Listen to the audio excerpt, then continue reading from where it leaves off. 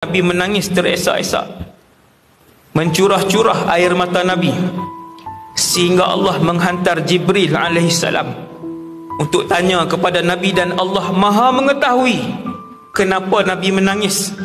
Tapi nak rakamkan peristiwa perbualan ini, maka Jibril pun tanya, wahai Muhammad, Allah suruh tanya, ma yubki, apa yang membuatkan kamu menangis? Nabi kata, ummati. Nabi kata, ummati.